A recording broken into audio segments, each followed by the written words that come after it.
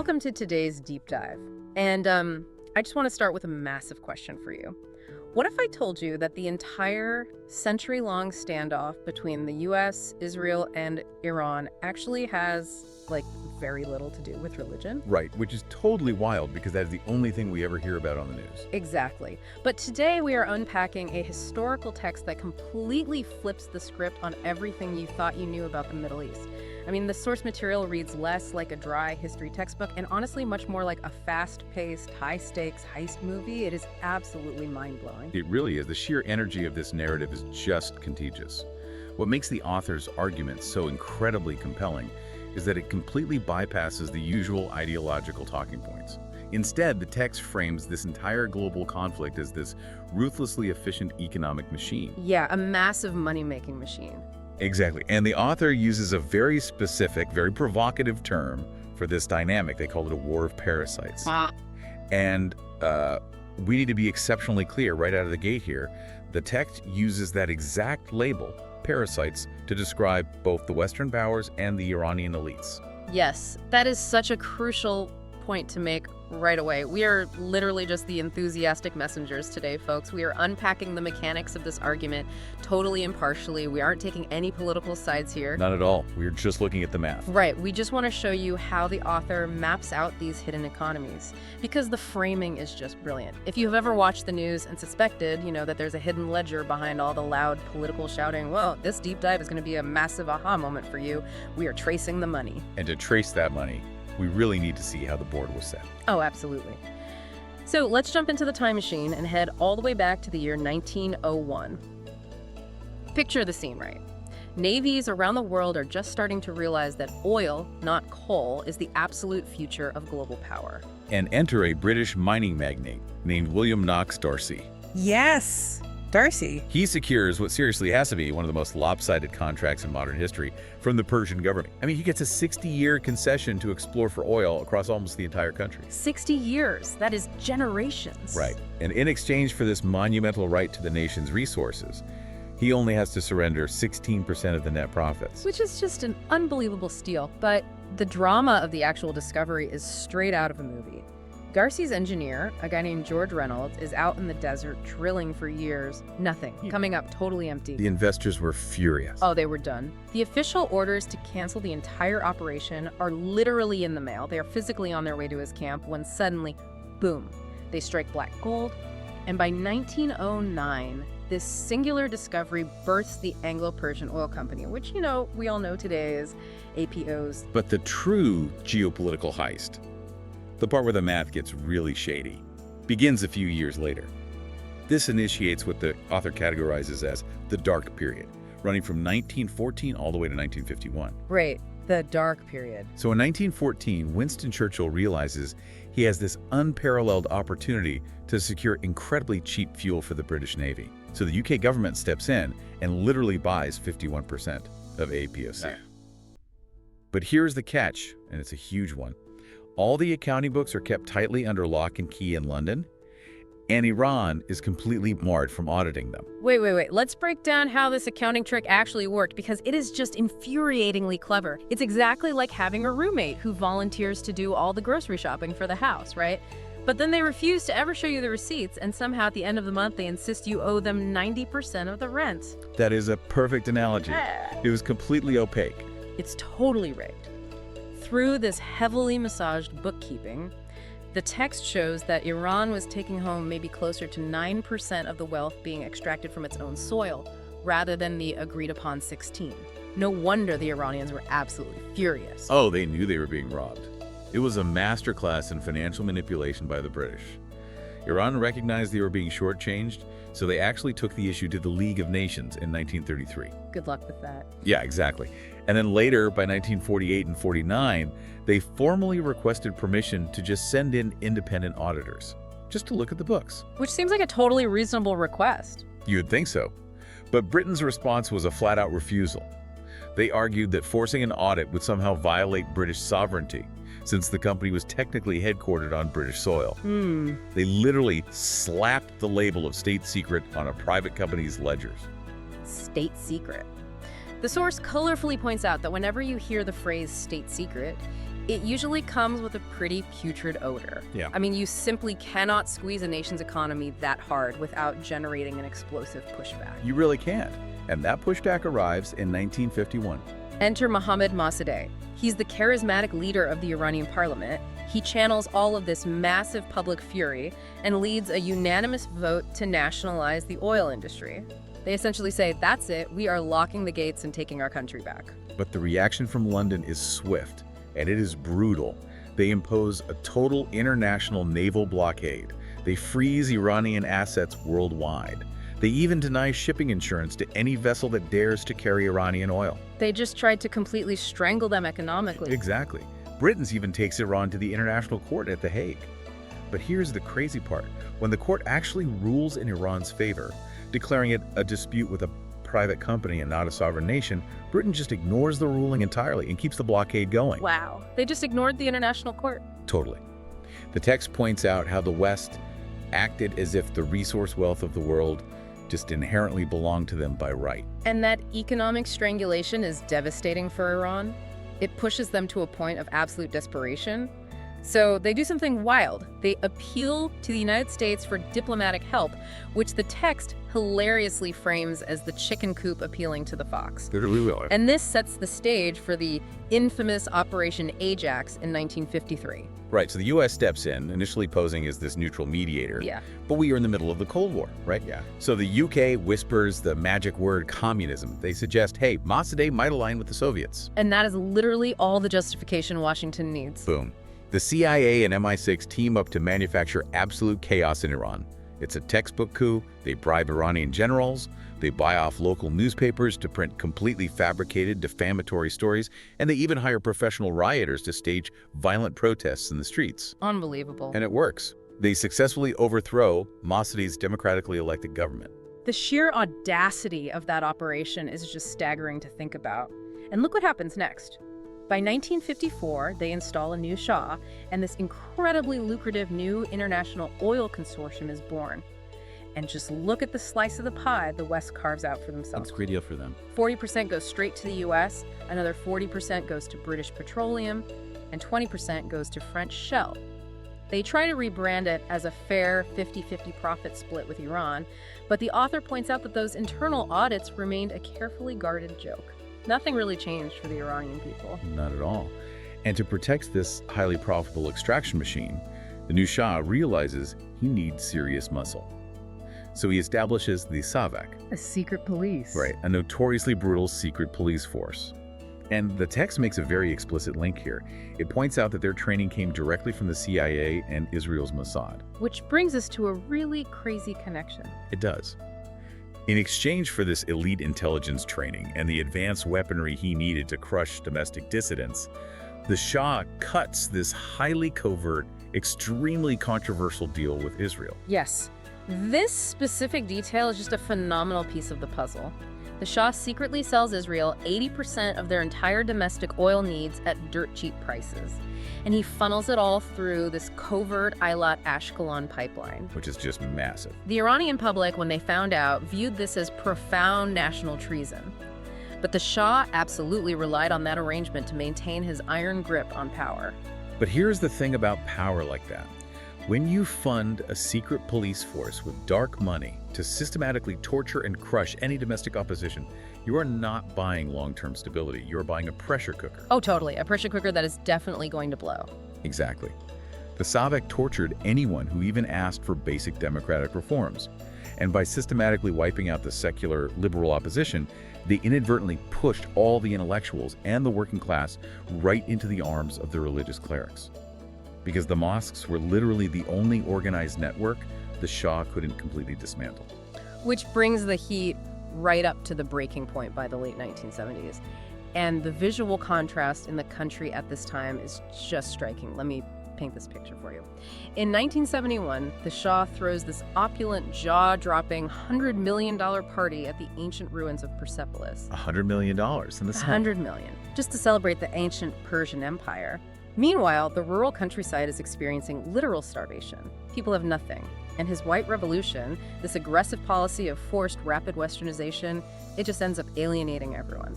Both the traditional peasantry and the religious establishment are furious. And watching all of this from exile in Paris is Ayatollah Khomeini. He sees the absolute perfect opening. And the text highlights this fascinating historical detail about how he mobilized the public. It is a brilliant piece of asymmetric communication. Because he didn't have an army, right? Exactly. He doesn't have a traditional army, and he certainly doesn't have access to state television. Instead, he unites the entire country using smuggled audio cassettes. Wow, just regular cassette tape. Just basic audio tapes. They are passed hand to hand through the bazaars, copying them over and over, spreading this deeply unifying, resonant message. Oil belongs to the people. Justice is God's. And that grassroots momentum becomes completely unstoppable. By early 1979, the Shah's regime just collapses under the weight of millions of protesters. He flees the country. Khomeini returns to a jubilant, cheering nation, and instantly the whole geopolitical map is redrawn. Literally overnight. One of the very first actions taken by the new government is severing that secret oil pipeline to Israel. The source notes that Israel lost its subservient supplier instantly. And actually, according to the text, Israel still owes Iran over $1 billion to this day for oil delivered just before the revolution. That is a crazy detail. But this completely changes Iran's position in the world. They suddenly find themselves highly isolated. They're surrounded by US-backed forces, and they are facing an undeclared nuclear power in Israel. Right, they are totally boxed in. And they simply lack the conventional military strength to defend themselves in a traditional war against a nuclear-armed bloc. So the text argues they adopt what is actually a highly calculated, rational military doctrine for an overmatched power. They invent the proxy war. The axis of resistance. Exactly. They start funding and training groups like Hezbollah, Hamas, and the Houthis to serve as an asymmetric deterrent. It is entirely about survival and keeping the conflict away from their own borders. Okay, but I actually have to push back on the framing here for a second, because calling this a rational doctrine kind of obscures the incredible, tragic human cost. The source makes it very, very clear that the strategists making these cool, calculated chessboard decisions in Tehran are not the ones paying the bloody price for it. You're entirely correct to highlight that. Right. It is the Lebanese, the Palestinian, and the Yemeni civilians who end up paying with their lives, absorbing the physical devastation for a regional conflict they never asked for. Yes, and that is the tragic core of the author's geopolitical analysis here. The civilian populations are just completely trapped in the crossfire of this deterrent strategy. And to survive the intense economic isolation that the West throws at them because of this strategy, Iran makes another massive, pivotal move. They form a deep symbiosis with China. Oh, this is a massive pivot. It starts out as this practical barter system, right? So swapping oil for basic goods to dodge the U.S. sanctions. But it rapidly evolves into this colossal economic partnership. A huge partnership. They begin trading in the Chinese yuan, completely sidestepping the U.S. dollar. And when you add to this Iran's decision to begin enriching uranium well, you hand the West the absolute, ultimate, undeniable pretext to justify constant military posturing and economic blockades. Which sets the stage perfectly for the modern standoff we see today. But this actually raises the most important question of the entire text. Oh, here we go. Right. If the entire goal of the 1979 revolution was to kick out the Western oil companies, dismantle the Shah's corruption, and finally return the wealth to the Iranian people, why is the average citizen still struggling just to survive today? And here's where the narrative takes a breathtaking turn. You would think kicking out the British and American oil executives solved the extraction problem, right? Nope. The source drops a massive plot twist here that flips this entire underdog story completely on its head. It really does. Yeah. Because the author argues that the revolutionary ideals of 1979 were swiftly cannibalized. A new theocratic elite emerged, and they constructed an extraction system that is far more efficient and far more invasive than anything the Shah ever managed. It is wild. Today, this ruling elite concentrates over half of the entire country's wealth within their own incredibly tight network. Over half the wealth. Let's look at the sheer scale of this because it all traces back to an entity called Setad. Okay, so in 1989, Ayatollah Khomeini signs a decree. And this decree is literally just 2 lines long. 2 lines. 2 lines. There is no parliamentary debate, there is no constitutional foundation, just 2 lines granting Setad the power to confiscate any property they deem abandoned or of illicit origin. Boom. And the power to define what abandoned means rests entirely with them. So the homes, The businesses, the farmlands of religious minorities, political dissidents, exiles, they're just absorbed in the dead of night. With zero oversight. Zero. There are no trials, no legal defenses, and certainly no independent audits. With a single stamp, they built a $95 billion conglomerate. That is a corporate empire larger than the entire GDP of Bulgaria. That is insane. And now here is the text's most counterintuitive insight, and this is the part that really blew my mind.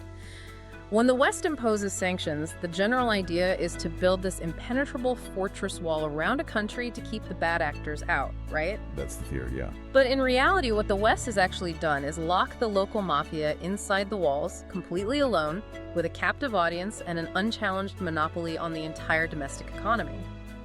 The text explicitly points out that Western sanctions don't starve this elite empire. They literally feed it. That is such a brilliant way to visualize the economic reality on the ground. Let's look at a concrete example from the text. Take the Barkit Pharmaceutical Group, which is the medical arm of SATAD. When Western sanctions make it legally treacherous for international drug companies to operate in Iran, those foreign competitors just flee the market. Right, they pack up and leave. Exactly. And Barkit steps right into that massive vacuum.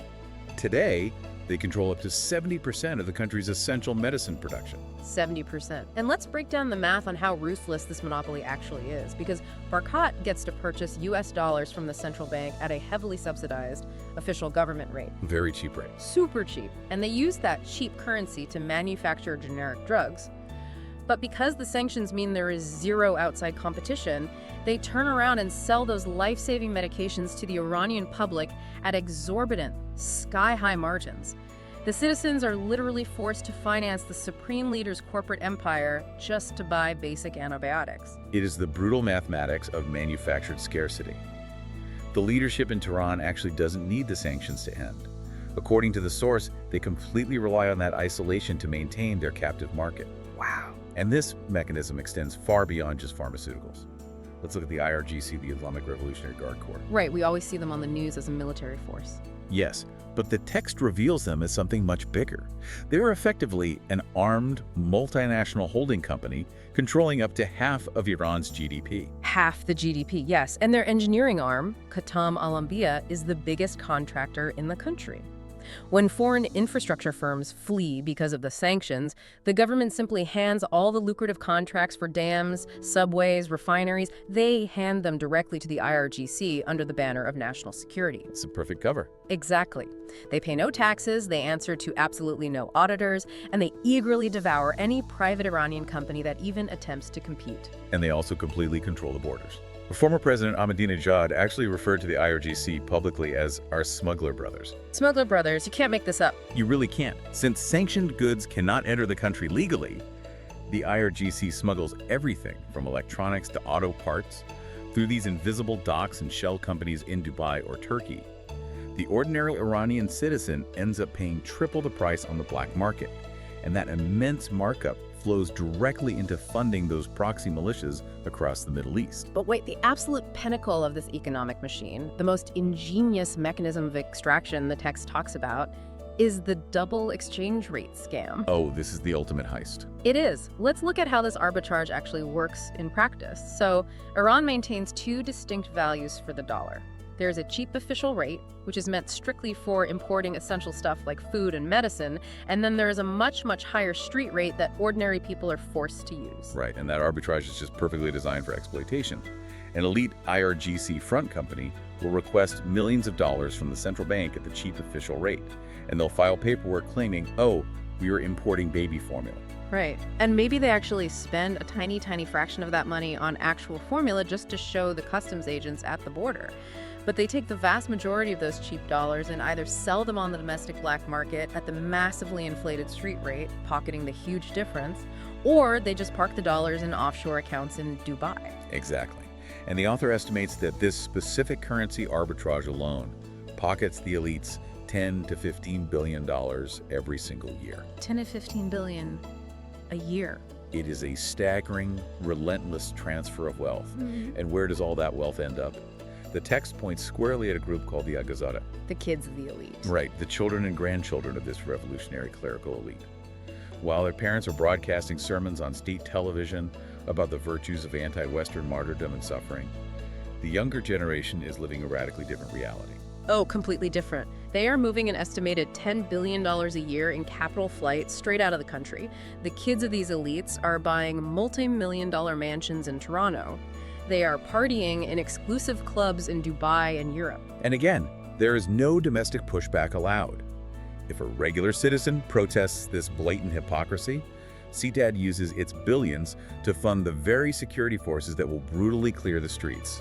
And the devastating consequence of this totally closed economic loop is the systematic eradication of the independent Iranian middle class. Which is by design. Exactly, because historically speaking, an independent middle class is the only demographic with the economic leverage and stability to genuinely demand democratic reforms. When the sanctions bankrupt, the liberal independent businessman, the IRGC smuggler who controls the black market, just prospers and takes his place in society. It's incredibly dark. When you synthesize this entire narrative, the author's ultimate conclusion is heartbreaking, but it is brilliantly argued. The Iranian people are trapped in a perfect, inescapable loop. A total trap. They are forced to fund the brutal militias that oppress them domestically. They suffer under the crushing weight of Western sanctions that impoverish them daily, and their exorbitant black market payments are literally buying the luxury real estate for the children of the elites who are preaching to them about martyrdom. It is a morbidly perfect circle. And if we pull back to view the overarching theme of this entire historical breakdown, the author arrives at a really profound thesis. These two colossal, seemingly opposed systems, the Western military-industrial complex and the Iranian theocratic cartel, are actually fundamentally symbiotic. They need each other. Yes, they are cohabitating in the exact same ecosystems. Think about it.